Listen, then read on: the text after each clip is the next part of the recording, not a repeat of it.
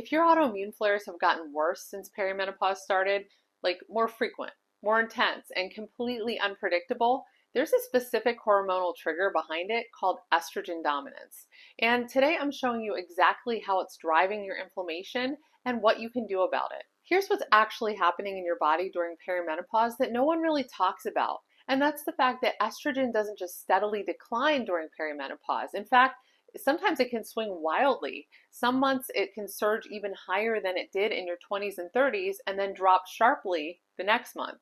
And those constant ups and downs are what make symptoms like mood swings and heavy periods and even your autoimmune flares feel so much more intense during this phase of life. And meanwhile, your progesterone, which is supposed to balance out estrogen, drops significantly and stays low. And this creates what we call estrogen dominance. And here's the key. Estrogen dominance doesn't necessarily mean that your estrogen is high. It means that it's high relative to your progesterone levels. Now, why does this even matter for your autoimmune disease? So estrogen is actually very important when it comes to your autoimmune disease because it's like a volume knob for your immune system. And when it's balanced out with progesterone, everything works smoothly. But when estrogen dominates, it literally turns up the volume on your immune activation. So let's just take a moment here to break down what's actually happening in your body when estrogen levels rise. So what's important to understand here is that estrogen doesn't just affect your mood or your cycle, it actually interacts with your immune system. So depending on how high or how low your estrogen levels go, it can tip your immune response towards more inflammation. And when progesterone is low, like it usually is during perimenopause, you start to lose that calming anti-inflammatory balance. And that's one reason why symptoms like fatigue and joint pain or flares can feel so much more intense during this phase. And it doesn't stop there, unfortunately. When that hormonal imbalance continues, it kind of sets off this ripple effect throughout your immune system. And one of the biggest shifts is in your inflammatory messengers, which are called cytokines. And these are chemical signals with names like IL-6 and TNF-alpha and IL-1 beta. And they're kind of like these alarm signals that tell your immune system there's a threat, attack. And when these cytokines stay elevated, your autoimmune flares kick into high gear. Estrogen dominance also slows down your liver's ability to detoxify and eliminate estrogen, and this is a big one. Your liver processes estrogen through two phases. So we have phase one, where your liver breaks the estrogen down into metabolites. And then we have phase two, where your liver packages those metabolites so that they can be eliminated through your stool. But when this process becomes a little sluggish, which is what happens when you're stressed and you're not sleeping well, or your gut isn't healthy, that estrogen then recirculates back into your bloodstream. Have you ever tried to empty a bathtub, but the drain is really clogged and that murky water just kind of sits in there and it's not going down the drain? It's kind of like that. And of course, your gut is involved in this too. So when your estrogen reaches your intestines, certain gut bacteria produce an enzyme called beta-glucuronidase. And this enzyme can actually unpackage the estrogen that your liver works so hard to eliminate, and this sends it right back into circulation. Now, this is really a big problem if you have gut dysbiosis, which is an imbalance in your gut bacteria, and many women with autoimmune disease have gut dysbiosis. So now you've got high circulating estrogen, which then triggers immune activation, which then boosts inflammatory cytokines and increases intestinal permeability, which you know, if you've been watching my videos, is leaky gut. And when your gut barrier is compromised, undigested food particles and bacterial toxins can slip through into your bloodstream, and this triggers even more immune activation. So this is why your autoimmune symptoms can suddenly intensify during perimenopause, even when you've been doing everything right, like eating clean and managing your stress and taking supplements. So again, it's not just a hormonal issue, it's a hormone, gut, liver, immune cascade that's all interconnected. And that's exactly why generic advice like balance your hormones naturally or just eat more vegetables doesn't always cut it. You really need to address all the pieces. So your hormones, your metabolism, your liver, your detox pathways, your gut health, and your immune regulation all at the same time. And if this is what you've been experiencing, everything that I've described, please comment below. I'd love to hear your story. So now that you understand what's been happening inside of your body, here's the critical question. What do you specifically need to address? Because here's what I've seen again and again after working with many women who are navigating perimenopause and autoimmune disease. There are a few common patterns that tend to drive flares during this season of life, but how they show up in your body is completely unique. So let's walk through 3 of the most common patterns so that you can start figuring out what might be playing a role for you. Now, by this point, you've probably realized that these symptoms aren't just about estrogen and progesterone. There's actually another key player that doesn't really get enough attention with this whole situation, and that's cortisol. And cortisol is your main stress hormone.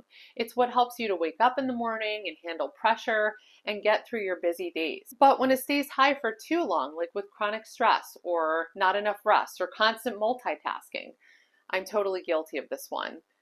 Everything is off balance. When cortisol is elevated, it changes how your body processes estrogen and progesterone, and it also makes your cells more resistant to both, which can magnify the effects of these hormonal swings. And since cortisol and inflammation are so closely linked, this stress response directly affects your immune system, making your flares more frequent and harder to recover from. So it's basically like there's this 3-way conversation going on between your stress response and your gut and your hormones. And if one part is overwhelmed, the whole system starts to miscommunicate. So instead of trying to fix one hormone at a time, the real progress comes from calming the whole system, lowering your stress, supporting your gut, and giving your body the nutrients that it needs to detox naturally. And this is the approach that I take with my clients inside Autoimmune Harmony, because when you focus on the entire ecosystem, not just one piece of the puzzle in isolation, your body finally has the chance to find balance again. Now, the second piece is identifying your unique flare triggers, and I cannot stress this enough. What sets off one woman's immune system might not affect another's at all. So, for example, sleep quality is one of the most underestimated triggers.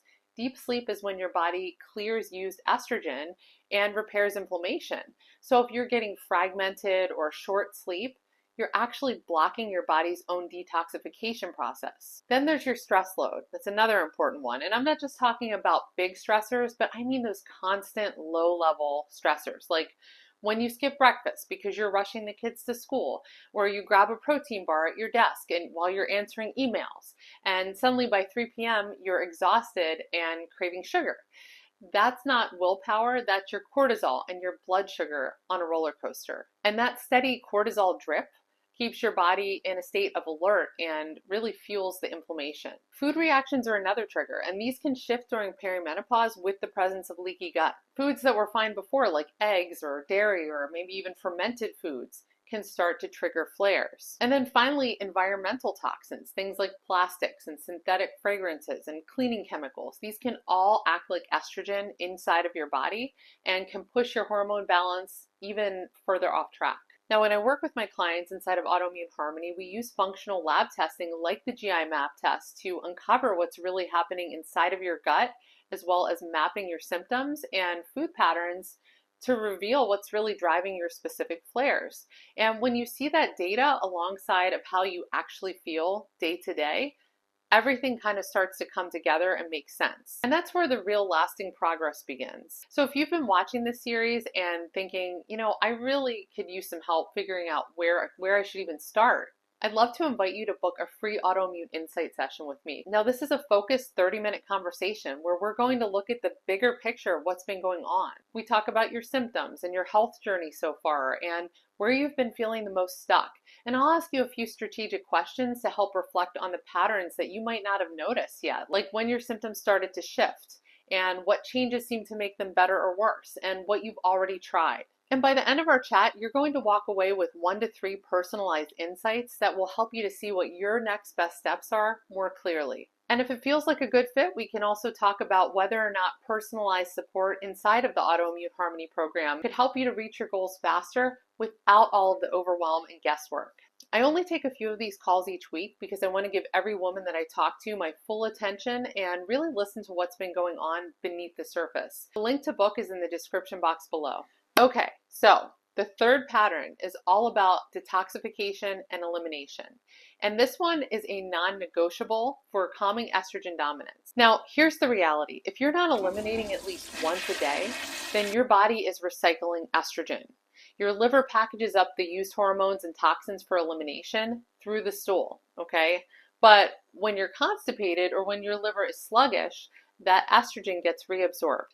Remember that enzyme that we talked about earlier called beta-glucuronidase? It's produced by gut bacteria, and when it's elevated, it literally unwraps the estrogen and sends it back into circulation. And really, that's a recipe for inflammation and flare-ups. So if your liver is overloaded from processed foods and alcohol and medications or even chronic stress, it can't properly break down estrogen into safe forms for elimination. Add an inflamed gut to the mix, and now you've got increased cytokine activity and a leaky gut, triggering more autoimmune activation. Do you see how it's all connected here? Supporting these detoxification and elimination pathways is foundational. Daily bowel movements, gut repair, and targeted liver nutrients are not optional. They're the groundwork that your body needs to finally calm inflammation. And when these systems are being supported consistently, your body finally gets a chance to reset. Your hormones stabilize, your inflammation quiets down, and those flares start to feel less unpredictable. And that's ultimately our goal, right? But here's the thing. Getting to that point really takes more than just guesswork. You can try to piece this together from blogs, maybe from YouTube videos, from Facebook groups that you're in. But when you're dealing with the complexity of perimenopause and autoimmune disease and your unique flare patterns, really what you need is a personalized roadmap. And that's exactly what we do inside of Autoimmune Harmony. We map your hormone-immune connection and we uncover your specific triggers and design a plan that actually fits into your life. Now, before we get to the end of this video, I want to give you something that you can start using this week, something that's simple and free and is already helping my clients to get a lot of clarity with what's triggering their flare-ups. So what I want you to do this week is to start a food and symptom journal. Every day, I want you to write these things down. I want you to write down your energy level, 1 through 10, 10 being the most energy, 1 being the least energy.